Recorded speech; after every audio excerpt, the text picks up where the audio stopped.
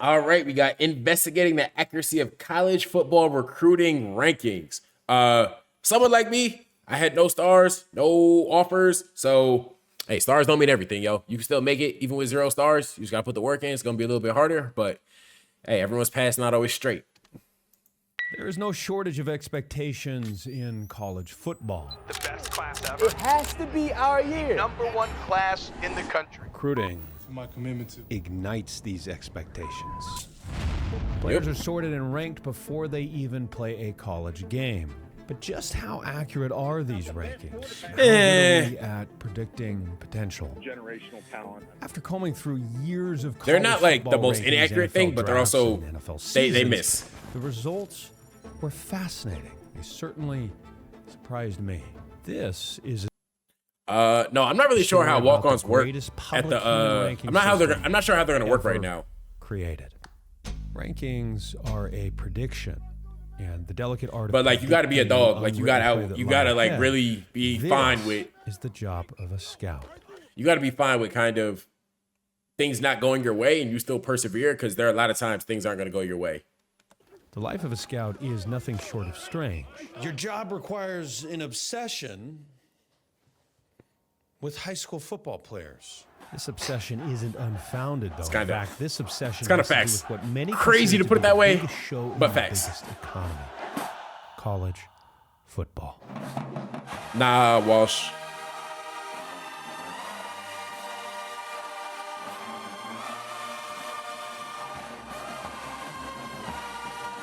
Oh, whoa, Utah State, we made it. Whoa, we made it on there. Okay, Mike. Oh, this is a game I played in. Okay, Mike. Boom. I remember that play too. Remember this play right there. Yeah, nah. We was actually hooping that game, bro. Like they had the leading receiver in the Mountain West going into that game, held him to 0 catches. Like we was out there doing our thing. Recruiting has become something that even the godfather of the 40-yard dash couldn't envision. When Paul Brown lined Hey, Simeon, it's a long story. If you really want the answer, it's on my YouTube, like pinned video. But essentially, I was an older prospect, bad knees, wasn't like the super athlete to kind of overcome that stuff. So the NFL is kind of a healthy and young man's game. So there were prospects that were younger than me that were a little more athletic than me. That's who they went with because a lot of the reason being because they weren't as beat up as me. But, was still a good football player. Just like being a good football player, not enough to just keep you in the NFL.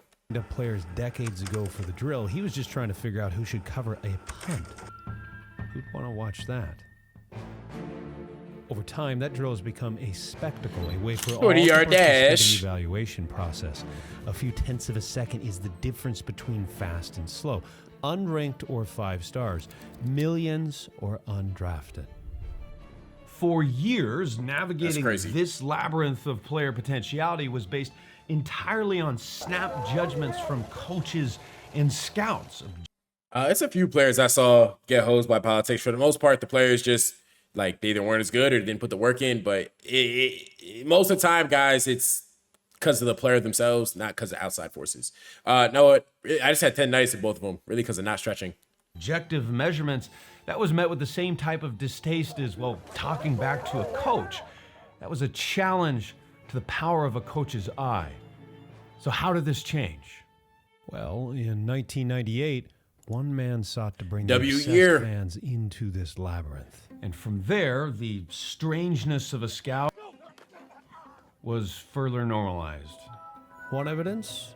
Well, on signing day in 2007, rival Yo, computers used to look crazy. Like y'all be calling me Unc and everything. Just know, like this is like maybe when I was born, but we wasn't even using this when I was in school and stuff like that. It's crazy. Rivals drew 74.5 million site views, more than 5 times what MSNBC had just a few months earlier on election night. And today, of course, it's even bigger. There are several recruiting sites, and one in particular, Yeah, I was laughing at Twin Towers. 247sports.com, It was like has dethroned rivals. So I was almost 3. everybody agrees that these sites are Yeah. a gateway for the fan, but any coach that downplays their significance or says it's solely for the fan is almost certainly lying. because the public eye will grade them upon it every year. Top ranked class in Thanks. program history. But And just how accurate Like are coaches these definitely have sites, a and they have a what do bonus these in their stars contract even for mean? signing higher star The players. scale is simple. For most major sites, a 5-star is someone who is believed to be a future first rounder. A 4-star is believed to be a future NFL pick any round.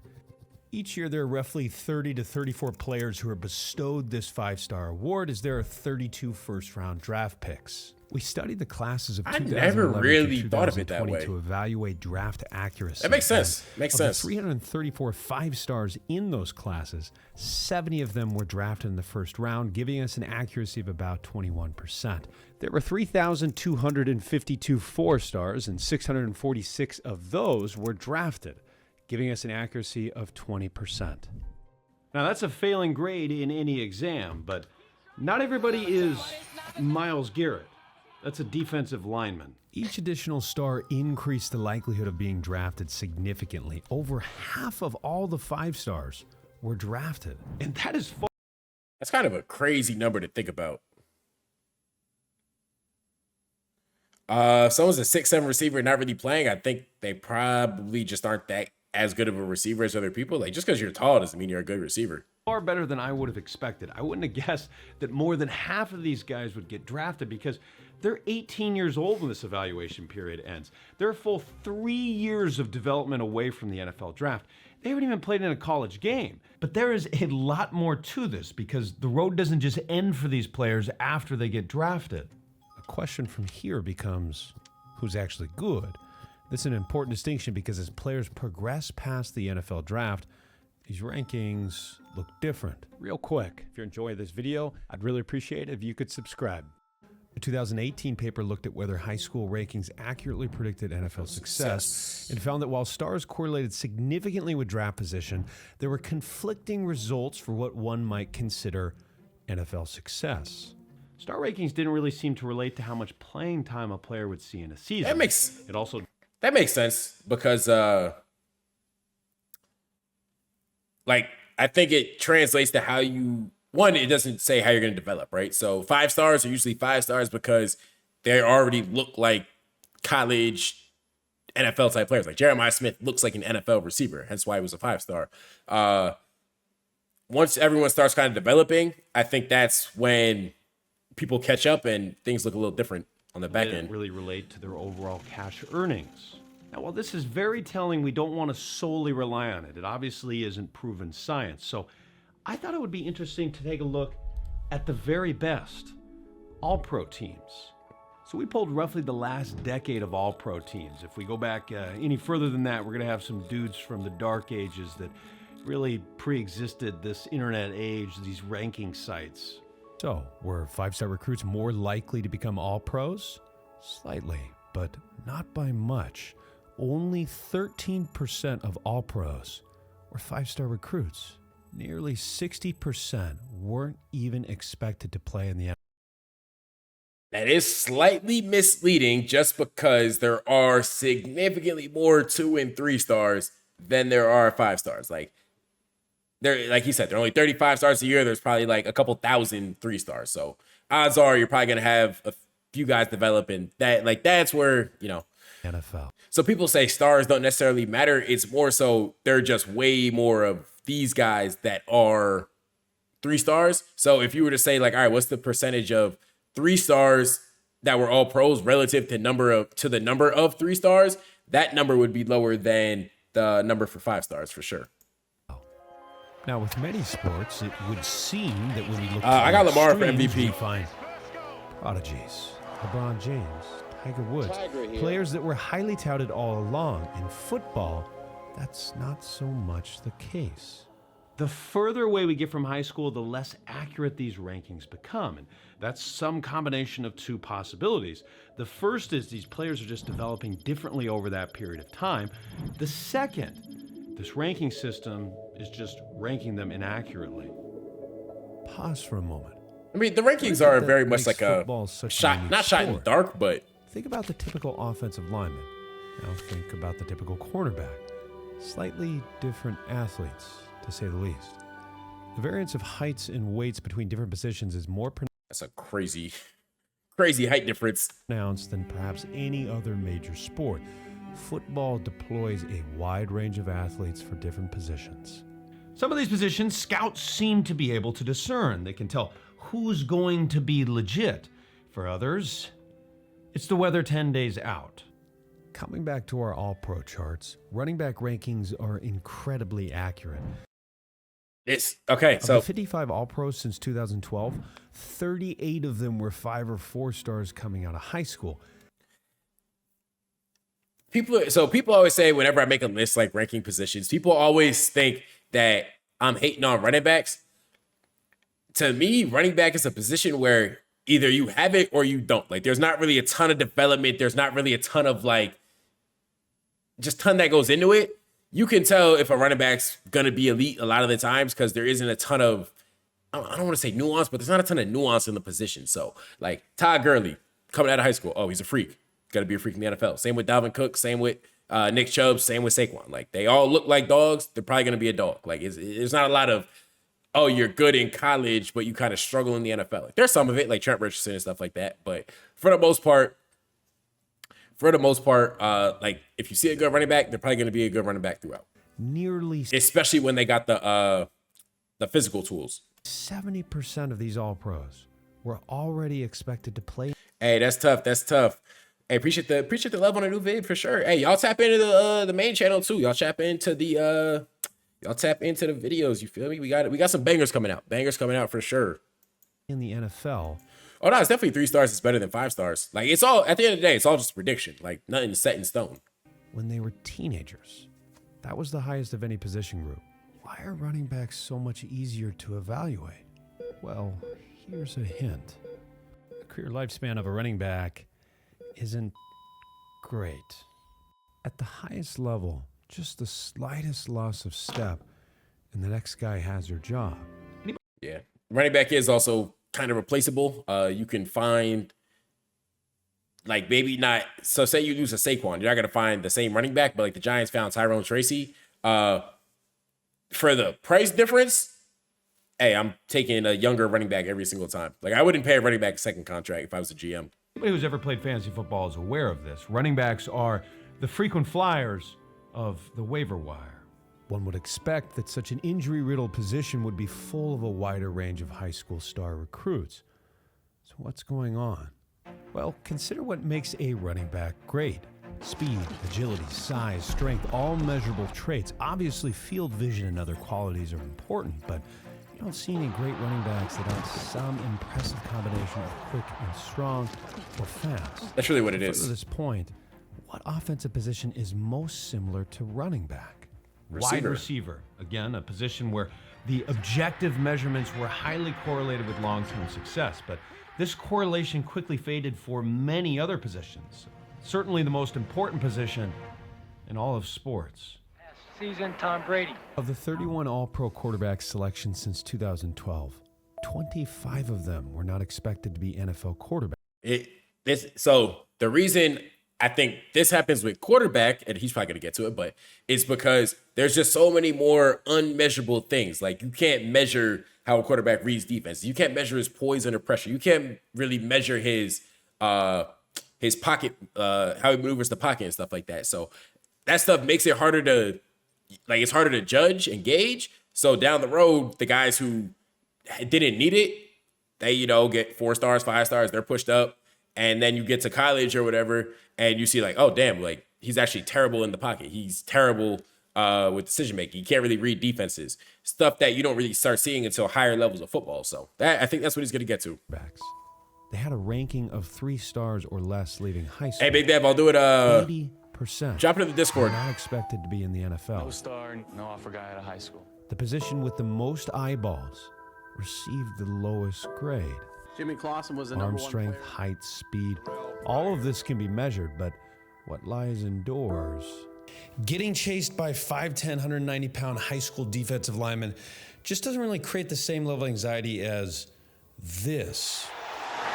Boom! In reading high school defenses, I remember that play. just doesn't really require the same mental arithmetic as this. That was a pretty good ball, too. given that evaluating neurons is outside of the question for the moment. Ooh, I remember playing Bishop Gorman back in high With school. high school game film and 7-on-7 camps to decide who the next savior is. And it shows. Just take a look at the top 10 winning quarterbacks since 2000. Only one, Peyton Manning, was expected to play in the NFL. In fact, we have to go all the way down to 14 Sheesh. before we find another. Now, keep in mind that Like I said, man, quarterback is one of the positions where, like, it's very mental, very, very mental too, on top of the physical. So you could have all the physical traits in the world, but the mental's not there. Yeah, you're cooked. a kid gets an FBS offer, they pretty much automatically get a 2 or 3 star ranking. It's an insurance policy of sorts for these ranking sites. And one has to ask the question, does that even really mean that they're ranked? I'm not really sure, I guess, but let's take a look at the position.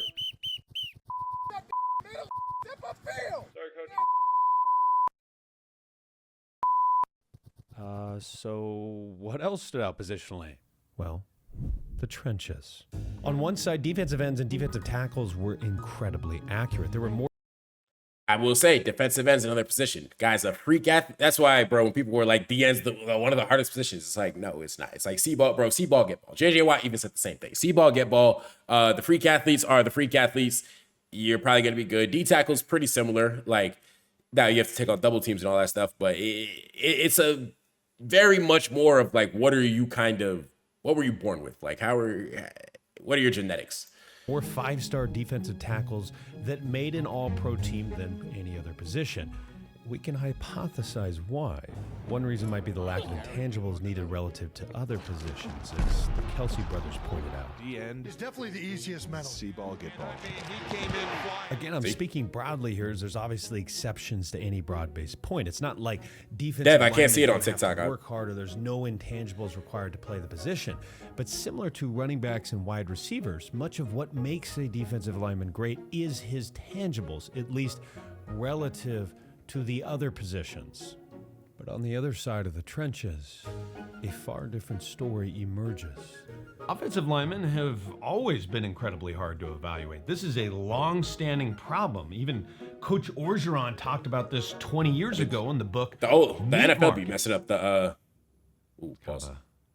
Funny name. While nearly 60% But yeah, even the NFL be messing up of O-line all-pro evaluation. defensive linemen were 4 or 5 stars and thus expected to play in the NFL.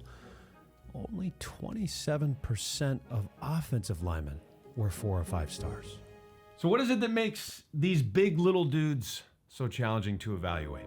Well, for one, Well, I think the biggest reason it's so hard to evaluate too is because you're rarely going to get guys that are fully developed in high schools. Like, you're very rarely going to get the guy that's like 6'5", 315 going into college. Most guys are either going to be undersized, or if they have the size, they're probably going to be a little less athletic. Feet not going to be as good. So there's more projection you have to do from the point in high school. Really catch tennis balls, get your eyes better, right? If you can't really catch that well, a lot of times it's because your eyes. So tennis ball drills, and then to get your hands better, we used to catch bricks. Like, get a brick, throw it up, catch it. Play with, get one of your teammates to do that. many of these high school linemen are 250 pounds when they graduate, so it's difficult to know who will fill into their frame. And for those that do have the frame, you might not know who's willing to get in shape and cut weight, analogous to the 6'10 guy who's got a Scally just because he's 6'10. It's also more challenging to evaluate blocking than it is, say, this. Yeah. At least I've always said a big part of, sports is just your physical genetics. Yeah, you can work as hard. A lot of y'all can work as hard as you want. You have as much hard as you want. You will never be Adrian Peterson, ever. that's what 247 sports recruiting director would confess. So what's your best chance at evaluating any lineman? Getting them to camp. It's similar to any position, but in a way, you're kind of just taking chances on a big dude because there's maybe not as many big dudes. Back to our defense. What about Makes the sense. next platoon, the reinforcements to our D-line? There was only one 5-star inside or middle linebacker that became an all-pro in our charts, And cornerbacks also had a relatively low percentage of 4 and 5 stars, likely due to the fact that so few elite cornerbacks will play the position in high school. And that's true for essentially all of these positions, but it's perhaps the greatest example at cornerback. I mean, just think, if you're a coach, you probably don't want to isolate your best athlete, a D1 athlete, on one side of the field in just one space. You probably want them playing safety or linebacker, roaming the field so they can make more plays. Makes sense. Something Makes that sense. I kind of took away looking into this. These ranking sites aren't trying to determine who the best college players will be. They're trying to rank kids based on NFL draft potential. That's kind of what I've always said. Like, I saw a video the other day and someone was like, yo, the Gatorade National Player of the Year is only a 3-star, bro, went crazy. It's like, because he's I think he's like 5'9", 165. So that's really all, like, recruiting rankings, all it is trying to project you to the NFL. So it's going to project you from high school to college to the NFL. It doesn't always mean how good you are. Like, that's why guys who put up crazy stats are only 3 stars, because the recruiting sites are looking at him like, we don't think he's going to be a super high pick in the NFL. So don't get discouraged by your stars, your ratings and all that. Just ball out. That is an important distinction, because if we look into where players are drafted and draft rate instead of all pro teams, positional accuracies tell a completely different story. 5-star quarterbacks and tackles were the most accurate. They were the most likely to be taken in the first round. This was the opposite of our all-pro findings. So what does this tell us? Well, teams take a lot of swings on quarterbacks and offensive tackles in the first round, probably because of their relative positional importance. However, in my belief, this further highlights the inefficiency of the draft. Curious about this, I graphed and detailed out the efficiency of a draft in another video. Would really encourage you to check it out if you haven't. I found the results fascinating. Now, there's one position that teams seem to have figured out. Running backs were also underrepresented in the data. Again, the opposite of what we found for the all-pro teams, likely due to the fact that fewer NFL teams are taking running backs in earlier rounds because of this shorter lifespan. But what leapt out at me was the inaccuracy of linebackers. If you remember, only one interior all-pro linebacker was a 5-star recruit. And if we look at draft accuracy of 4 and 5 stars, well, linebackers had the worst accuracy. There are at least 2 reasons for this. I'm kind of interested to hear this. I don't know it all. A linebacker great isn't just athleticism. They have to be able to survey the offense, call the plays. I mean, in a lot of ways, they are the quarterback of the defense. Consider this play within just a fraction of a second by Eric Kendricks. He needs to read first, is this a run? Is this a pass? He identifies that it's a pass. Next he needs to see, is this running back going to come out of the backfield into his zone? Is the receiver going to come on a crossing route into his zone? Is Jimmy Garoppolo just going to take off and run? The intangibles are incredibly important for this position. The second reason? Well, the position has just evolved. That was a disgusting play by Fred Warner. To carry 3 for this position. Who's a The receiver second reason? Well, the position after has mugging the line of just scrimmage, that evolved. is filthy. Absolutely Understandably, filthy. it's those intangibles that scouts struggle evaluating. To summarize our findings, it appears as though high school rankings correlate far more with the positions that require the most relative tangibles, and vice versa. Yep, athleticism. Hey, that's what it's really what it is. Like the positions that require athleticism, that is the ones that are easier to evaluate. It's drastic. Which is why hey, a lot of times guys that are receivers, you see this number for receivers, see this number for corners. If you're a receiver and you're not being really recruited, consider switching over to corner, man. Consider switching over. That's what I did. Probably prolonged my career by about 45 years, but yeah, like receiver, either you got it really or you don't. Are the most relative tangibles, And the ones that got it, you can tell they got it. and vice versa. It's drastically easier to spot a Dalvin Cook than a Patrick Mahomes, a Myles Garrett to spot a Dalvin Cook than a Patrick. Wait, my boy Cyree, he made a video like I think it was like 2 years ago about like Patrick Mahomes be like. I've never peeped him like have his tongue out Mahomes, when he Myles throws. Garrett instead of a Fred Warner. Obviously, these rankings are not perfect, and there's anecdotal exceptions in many different ways, but they do correlate highly with team success. Proof? There are 134 FBS schools, but not a single one of those schools has won a championship without a top 10 recruiting class. All 23 champions since these rankings came into existence had at least one top 10 class. Yeah, so you can make it definitely without being a 4 or 5 star. Like if you're not a 4 or 5 star, you have your whole career ahead of you. Don't give up. But the teams that are composed of the most 4 and 5 stars, those will be the better teams. So rankings are highly correlated with winning. They might not correlate significantly with the elites, and there might be several positions that are kind of crapshoots, but the top programs win because they have the top recruits. Here with Tua Tagovailoa. I struggled to find much of anything that tracked these players after their stars were granted.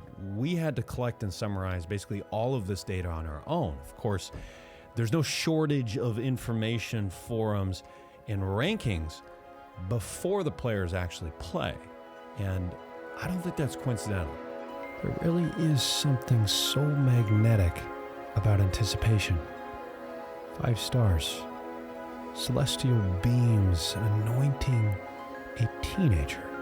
The promise of a career that has not begun. That superlative moment between today and tomorrow. And lastly, something that came to me. Is a player really a bust just because they're not who we thought they were? Just because they're not who the rankings thought they were? Perhaps we should reserve that term for somebody that seemingly pisses away their talent. Being an overrated 18-year-old shouldn't be thought of as a character defect. Yeah, it's really crazy, bro. Like, it'll be people talking about, he was terrible, he was trash, he was a bust. It's like, gang, he is 19 years old. Like, that is ridiculous that you are saying that. Nah, this is a good vid, though. Good vid. W-vid. Yeah, I mean, kind of a lot of stuff I think he pretty much said the same things, but yeah, not cool video for sure.